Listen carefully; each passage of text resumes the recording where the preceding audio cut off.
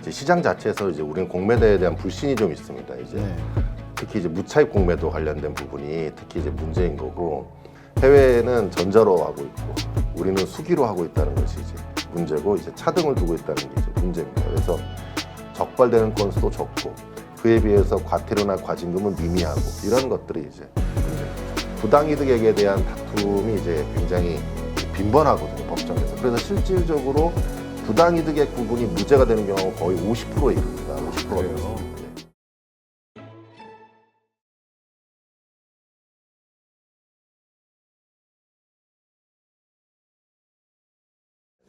자, 지금 시장의 공매도와 관련해서 끊임없이 얘기가 나와요. 네. 뭐 공매도라는 건 뭐 정상적인 하나의 시장 기능 중에 하나긴 한데 네. 문제가 되는 게 이제 불법 공매도죠. 네, 네. 현재 요거와 관련해서 어떻게 생각을 하시는지 좀 이야기해 주시죠. 지금 이제 공매도 자체는 만약에 이제 어떤 펀더멘탈의 조정을 위해서 하는 공매도 어떤 순기능적인 측면 이런 거에 기한 거라면 이제 큰 문제는 없는 것인데, 이제 시장 자체에서 이제 우리는 공매도에 대한 불신이 좀 있습니다. 이제 네. 특히 이제 무차익 공매도 관련된 부분이 특히 이제 문제인 거고, 무차익 공매도가 얼마나 이루어지고 있는지, 그리고 어떤 불법적인 지금 공매도 현상이 어느 정도 이루어지고 있는지를 정확히 알지 못하다 보니까 어떤 시장에서에 대한 신뢰성이 없고, 어떤 개미 투자자들과 마치 공매도 세력과의 어떤 무슨 대결 구도처럼 이루어지고 있는 것이 지금 현재 문제라고 생각이 됩니다. 네. 그러니까 물론 근거는 있어요. 왜냐하면 네. 그 불법 공매도와 관련해서 계속해서 적발이 되고 있고, 네, 특히 네. 외국 기관들, 외국 네. 증권사들이 반복적으로 그런 게 발각이 되잖아요. 네, 네. 그래서 뭐 벌금 내지만 얻는 이득에 비해서는 그 벌금이 작다, 네, 뭐 이런 맞습니다. 얘기도 있고, 그러니까 이게 끊이지 않는다. 그렇죠. 그러면서 사실은 이게 여기에서 파생돼서 실제보다 더 많이 부풀려지는 음모론들이 지금 네네, 행행하고 굉장히 있다는 많습니다. 거. 네. 그러니까 금융시장에서 신뢰를 자꾸 잃어가고 있다는 네. 게 문제인 것 같아요. 맞습니다. 이게 지금 특히 우리나라 같은 경우에 지금 수기로 지금 그 대차가 작성되다 보니까, 대차 잔고가 작성되는 부분 때문에 무차익 공매도 자체가 우리 몰래, 개인 투자자들 몰래 이루어지고 있다. 이런 것들에 대한 의심이나 의혹이 굉장히 많을 수밖에 없고, 또 어떤 그 외국계 기관들이 그 국내의 어떤 내부적인 정보, 악재성 공보, 공시나 이런 것들을 이용해 가지고 공매도를 통해서 악의적으로 어떤 시세 조정 행위를 하고 있다, 이런 의심을 많이 받을 수 있는 상황인 겁니다. 네. 일단 한번 준비하신 거 이야기해 주시죠. 지금 2차 전지주 중에서 이제 에코프로가 지금 최근에 이제 가장 많이 문제가 됐는데, 네. 요게 이제 최근에 지금 8월 10일까지의 잔고 수량입니다. 지금 잔고 비중을 보시면 이제 그 7월 14일자에는 이제 4.95%였다가 지금 2.85까지 지금 낮아지긴 했는데, 네. 어쨌든 이제 이 그 공매도와 관련된 그 잔고들이 이제 뭐 다른 주식이나 다른 종목 등으로 이제 많이 이제 이전이 되는 상황이고요. 이거 외에도 이제 다른 이제 여러 가지 상장 주식들 관련된 부분에서 공매도가 지금 많이 이루어지고 있습니다. 지금 현재 이제 상위 18%에 해당되는 18개에 해당되는 이제 지금 주식 종목이 이제 여기에 해당되는 것들이고, 여전히 이제 공매도와 관련된 부분들이 우리나라에 굉장히 많은 영향을 미치고 있고, 잔고도 굉장히 이제 많은 네. 상황인 거죠. 근데 이제 만약에 이런 거에 대한 어떤 불법 공매도에 대한 의심이 있게 되면은 우리 개미 투자자들이 상당히 많은 피해를 입을 수 있기 때문에 우리 투자자들 입장에서는 어떤 종목의 공매도가 지금 많이 있는지를 잘 살펴보는 것이 또 중요한 부분이라고 생각이 됩니다. 네. 네. 지금 아까 그 수기로 작성을 하고 있다 네. 했는데, 이 우리 사실 IT 강국이라고 표현을 하는데 왜 수기로 작성할까? 여기가 가장 이해가 안 되는 지점이에요. 네, 저도 잘 이해가 안 됩니다. 지금 뭐 미국이나 유럽 같은 경우에는 당연히 다 전자로 되어 있는 상태이기 때문에 문제가 없는데, 이게 이제 수기로 작성하다 보니까 당일 공매도 청산을 하는 경우에 이게 이제 경우에 따라서는 무차익 공매도가 이루어지더라도 아무도 확인할 수 있는 방법이 없고, 뭐 최근에 이제 금감원에서 76건을 적발했다고 하지만은 사실 그거보다 훨씬 더 많은 무차익 공매도가 있을 가능성이 굉장히 높지 않습니까? 그렇죠. 이 적발된 게 그 정도라는 것이지. 그렇다 그러면은 그런 부분들에 대한 어떤 신뢰성을 확보하지 않으면 앞으로도 계속 개인 투자자들과 이 공매도 세력과의 싸움이고, 공매도에 대한 굉장히 나쁜 부정적 인식이 계속 쌓일 수밖에 없는 상황이니까, 그런 부분에 대한 개선이 좀 필요한 상황이다, 이렇게 생각이 됩니다. 근데 이런 부분은 뭐 정말 많은 분들, 전문가들도 그렇고 개인 투자자들도 네네. 그렇고 계속 지적을 하고 요구를 했는데도 이행이 안 되는 거는 왜일까요?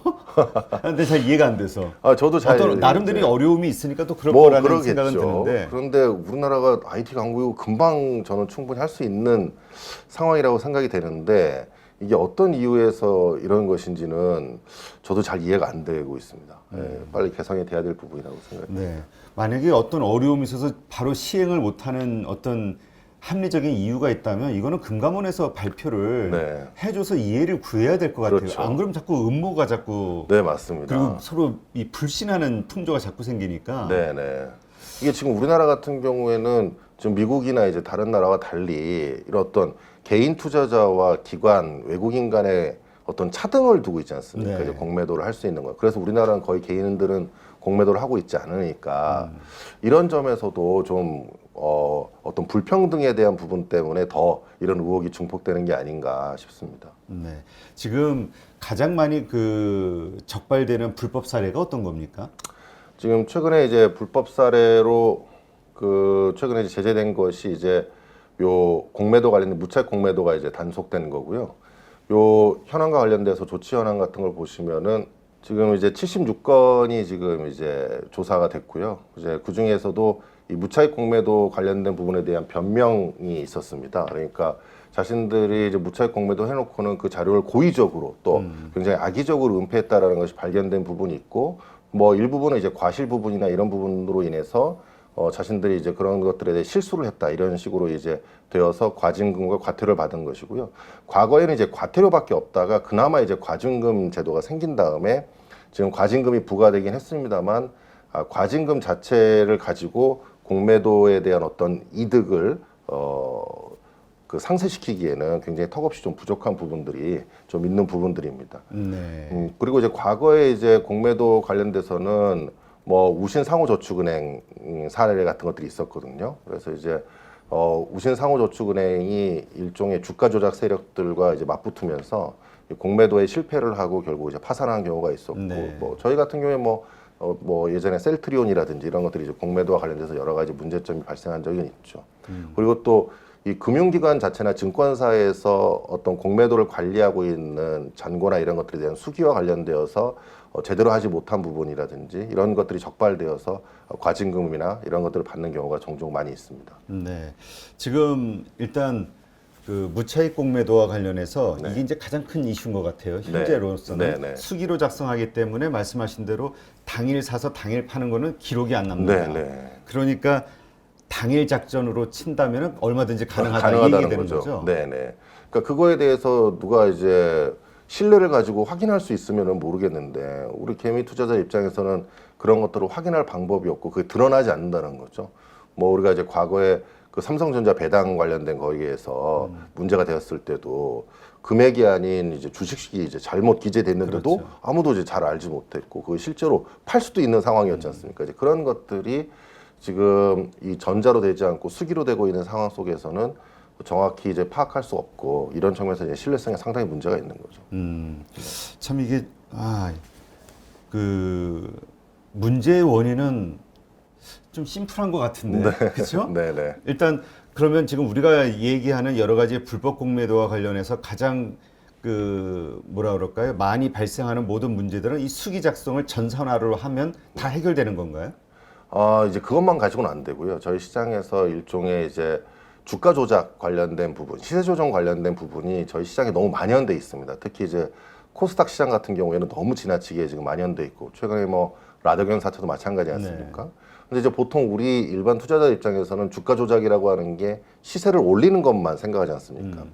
근데 시세를 떨어뜨리는 거에 대해서는 관심이 사실 상대적으로 굉장히 적단 말이에요. 네. 근데 그것도 시세 조정입니다. 그래서 시세를 떨어뜨리는 걸 이용해서 공매도 세력과 같이 결합하면은 이게 엄청난 시세 조정 행위가 되고 부당이득이 굉장히 커지게 되는 거거든요. 그렇죠.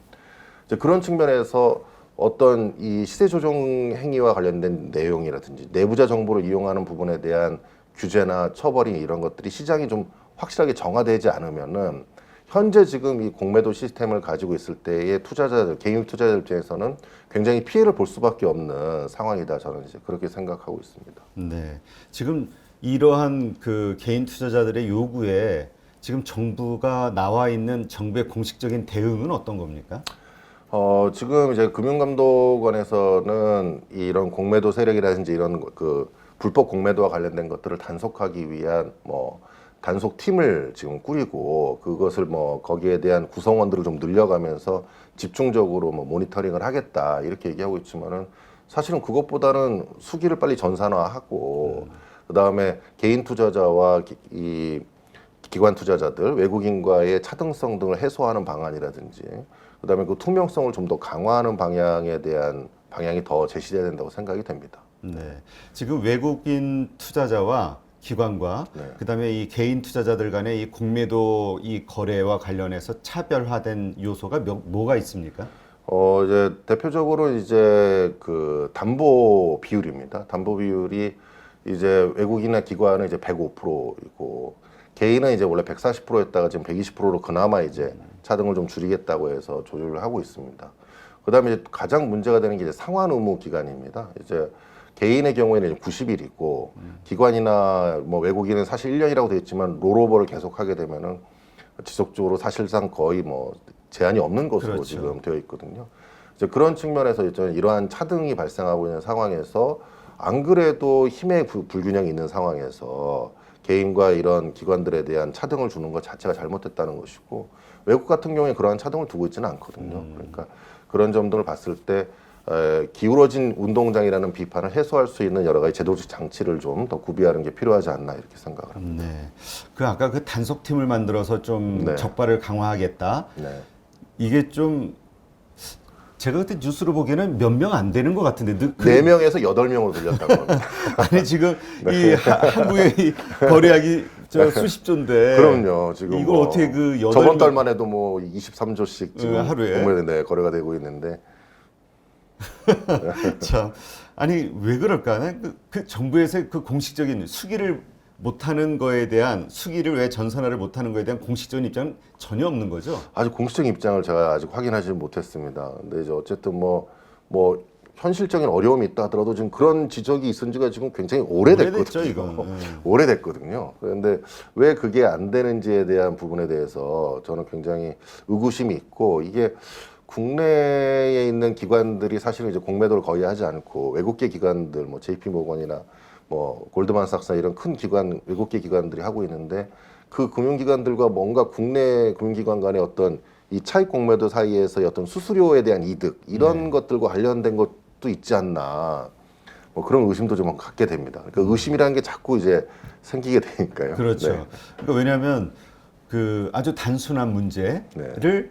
못했을 때는 우리 당연히 왜 그러지? 네. 여기서부터 시작이 되잖아요. 네, 그렇죠. 그러니까 왜 그러지에 대한 거는 혹시나 거기하고 어떤 커넥션이 있는 거 아닐까? 그쪽 편을 들어줄 수밖에 없는 이유가 있는 거 아닐까? 네. 그런 생각이 드는 거죠. 예, 이런 게 당연하게 되니까 네. 그러니까 이거는 이 금감원의 어떤 공신력이라든가 이런 걸 위해서라도 뭔가 대책이 빨리 나와야 될 것 같은데. 저도 그렇게 생각합니다. 이게 이제 공매도 세력과 마치 개인 투자자가 부딪히는 형상이 지속되는 건 사실 바람직하지 않고 왜 개인 투자자들이 그 공매도 세력과 뭐 어떤 대결 구도를 가져야 되나요? 이게 당연히 이제 개인 투자자들은 본인들의 어떤 투자 수익을 위해서 이 상황을 파악하고 공매도가 어느 정도 이루어진지를 보고 그거에 따라 투자 판단을 하면 되는 것인데 이게 마치 내가 공매도 세력을 이기겠다 그래서 우리가 응집하자 막 이런 식으로 이제 마치 되면서 합리적인 판단을 잃게 되는 경우가 발생할 수 있으니까 그런 것들이 좀 문제라고 생각합니다. 네. 지금 정부에서 그 뭐 아까 개인 네. 투자자들의 신용비율을 120%로 네. 낮추는 이런 것들이 이제 조치로 나오긴 했습니다만 네. 그 외에도 여러 가지 이 공매도와 관련해서 개인 투자자들의 불만을 무마하기 위해서 나온 조치들이 몇 가지가 있죠. 네, 그게 이제 과거에 이제 이게 지금 2016년부터 지금 계속 이제 쭉 제도들이 지금 발전해 온 겁니다. 그래서 이제 예전에는 잔고 보고도 안 하다가 이제 잔고 보고 제도도 이제 개선하게 되고 과열 종목 지정 제도도 도입을 했고 뭐 특히 이제 업팅 룰 같은 거에 대한 예외 거래 항목을 축소해서 업팅 룰을 적용하고 있고 그다음에 불법 공매도 과징금이나 이제 형사처벌도 이제 강화를 했죠. 근데 문제는 이제 여기 형사처벌이 1년 이상 유기징역이 돼 있지만 한 건도 처벌된 적이 없다는 것이 이제 문제라는 거고요. 이게 이제 너무 과태료나 과징금 관련된 적은 금액으로 되다 보니까 이 공매도의 금액에 비해서 너무 이제 제재가 약하다는 것이 문제고, 그러니까 우리 국내 시장이 외국계의 공매도 세력들에게 이용되기에 너무 좋은 시장이 아닌가, 이제 그런 부분이 있는 거고요. 지금 이제 최근에 이제 작년 7월 28일에는 이 적발을 강화하기 위해서 아까 이제 기획조사 강화라든지 뭐 신속조사라든지 전담 조직을 설치했다고 했고, 지금 이게 이제 8명이라는 거고요. 그 다음에 이제 여러 가지 뭐 개인 공매도 담보 비율 인하, 이게 이제 140에서 120으로 인하한 거고, 전문 투자 대책 활성화 뭐 이런 제도를 통해서 공매도를 이제 그나마 이제 조금 규제하는데 앞장서겠다라는 입장인데, 이것 가지고는 이제 본질적 해결은 안 되는 것으로 생각됩니다. 일단 우리나라의 그 공매도와 관련된 제도와 미국과 비교했을 때 다른 게 있다면 뭐가 있을까요?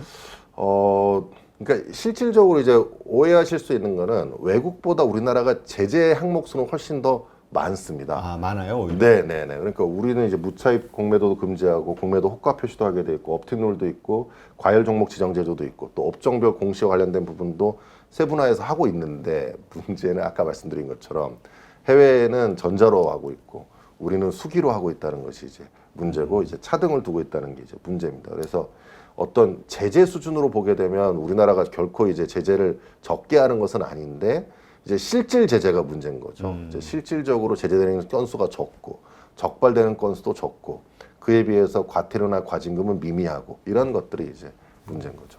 그러니까 결국은 적발될 확률이 적다는 거. 적다는 여기에서 이제 그렇습니다. 문제가 생기는 거예요. 네네네. 그게 이제 가장 큰 문제라고 생각이 듭니다. 지금 뭐 이번에 개정안이 나왔나 네. 봐요. 네. 근데 이것만 보면은 뭐 최대 2배를 환수하는 과징금 제재가 나온다. 이게 한번 좀 설명을 해주시죠. 우리가 이제 자본시장법에서 이제 불공정 거래로 되는 부분들이 불공정 거래와 관련된 부분이 이제 뭐 시세 조정 행위하고, 그 다음에 이제 내부자 거래 행위, 그 다음에 또 하나가 이제 사기적 부정 거래 행위, 이런 것들이 있습니다. 그 중에서 이 불공정 거래라고 하는 시세 조정 관련된 주가 조작 행위와 관련된 부분에서 과거에는 이제 과징금 제도가 없었습니다. 이제 과징금은 이제 벌금하고 다른 거죠. 그렇죠. 형사 제재가 아니고 이제 일종의 행정 제재거든요. 이건 이제 금융위원회 차원에서 제재를 가하는 건데, 이거 이제 불법 이익의 최대 2배를 환수하는 과징금 제재가 이번에 새로 신설된 겁니다. 그 전까지 없다가요. 그 다음에 이제 부당이득이 없거나 산정 곤란한 경우에 한도를 높여가지고 이제 40억 원 한도로 한다고 해서 좀 더 늘려놨고요. 그 다음에 이 경제적 제재와 관련된 과징금 부분, 그 다음에 이제 부당이득액이라고 하는 게 자본시장법에 규정돼 있습니다. 그러니까 주가 조작이나 시세 조정 행위를 통해서 얻은 부당이득액을 정해야 되는데, 그 부당이득 액수에 따라서 처벌의 정도가 다르고 벌금 액수가 달라지거든요. 그런데 이제 대부분 주가 조작범들이 법정에 가서, 저도 이제 그런 사건들을 합니다만, 거기에 가서 이제 이 부당이득액을 심하게 다툽니다. 네. 이거는 내가 시세 조정해서 올린 금액이 아니다. 이거 지금 다른 여러 가지 대외적인 상황으로 인해서 주가가 오른 것이, 이건 나의 조정 행위로 인해서 오른 것이 아니다. 이러면서 부당이득액에 대한 다툼이 이제 굉장히 빈번하거든요, 법정에서. 그래서 실질적으로 부당이득액 부분이 무죄가 되는 경우가 거의 50%에 이릅니다. 50%가 그래요? 넘습니다. 네. 그래서 이제 처벌을 제대로 못하는 경우가 굉장히 많았어요. 그래서 그 부당이득 산정의 기준을 그냥 총 수입에서 총 비용을 빼는 차액설이라고 하는 학설이 있는데, 이걸 아예 이제 법에 박아버렸습니다. 그래서 요걸 통해서 아예 이제 부당이득액을 쉽게 산정할 수 있도록 했고요. 그 다음에 이제 위반 행위를 자진 신고하는 사람, 특히 이제 공범자들 있지 않습니까? 그렇죠. 이제 이런 이 주가 조작 행위들에 대한 근거를 대부분 남기지 않기 때문에, 그거에 대해서 거기에 가담한 공범들의 진술이 굉장히 중요하기 때문에 그들이 이 유리한 진술을 해주거나 하게 되는 경우에 이제 형벌이나 과징금을 감면할 수 있는 명문의 규정을 넣어서 결국은 내부자들로 하여금 다양한 진술을 받을 수 있도록 하는 제도를 만들었습니다. 네.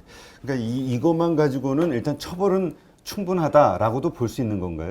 아, 그렇진 않고, 두 배면은 좀 많은 것 같다는 어떤 생각하시는 분들도 있을 수 있어요. 그렇진 않습니다. 이게 미국 같은 경우에는 뭐 그 처벌의 형량이 어마어마하고요. 그 다음에 그 벌금이나 이런 뭐 예를 들어 어떤 증권사가 어떤 사기적 부정거래행위라든지 어떤 주가 조작 행위에 가담한다든지 또 어떤 위법 행위를 저지르게 되면 거의 뭐 회사가 망할 정도의 강한 징벌적 제재들이 이루어지고 벌금이 부과되거든요. 그런데 이제 우리는 이제 그런 정도의 어떤 과징금이 부과되는 경우가 거의 없고, 또 실질적으로 지금 법에 규정된 거에 따르더라도 처벌은 그렇게 높지 않은 편입니다. 그래서 이게 지금 그나마 이제 이 법이 개정돼서 한 단계 나아가긴 했습니다만 또 앞으로 또 실무상에서 어떻게 될지는 또 지켜봐야 되는 그런 부분이 됩니다. 네.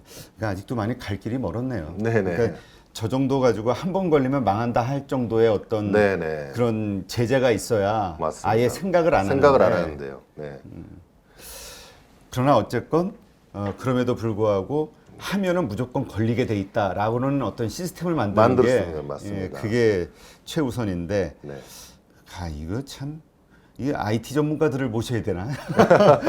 왜 이게 이 금융과 관련해서 그게 정말 불가능한 것인지 어떤 어려움이 있는지 도대체 너무 궁금하네. 이게 지금 뭐 예를 들어 남부지검에 지금 증권범죄 합수단 같은 게 생겼는데 네. 그 증권범죄 합수단이 예전에 폐지됐지 않습니까? 네. 이제 그 있을 때에도 수법이 계속 발전하기 때문에 이 검사들이 그 새로운 수법을 따라가질 못합니다. 그러니까 이제 그 수법이 발전하는 속도에 비해서 검찰의 수사 기법이 따라가지 못하다 보니까 결국은 이런 일들이 계속 반복되고 더 확대되는 경우가 굉장히 많았죠. 그래도 이제 그나마 이제 전문성을 가지고 있는 증권범죄 합수단이 생겼기 때문에 그나마 이제 계속 지금 수사가 이루어지고 있는 상황입니다. 네, 알겠습니다. 자, 마지막으로 더 네. 부과하실 말씀 해주시죠. 어쨌든 이제 뭐 공매도 자체에 대한 어떤 불신이나 이런 부분들은 빨리 금융기관, 금융감독기관이나 정부에서 좀 해소를 해줘야 될 것 같고요. 그래야 그 개인 투자자들에 대한 피해를 최소화할 수 있을 것 같습니다. 그리고 또 하나는 우리나라가 이제 어떤 이 금융 주가 주식 투자자들이라든지 또는 펀드 투자자들에 대한 보호 제도가 좀 사실은 다른 외국에 비해서 좀 미비한 편입니다.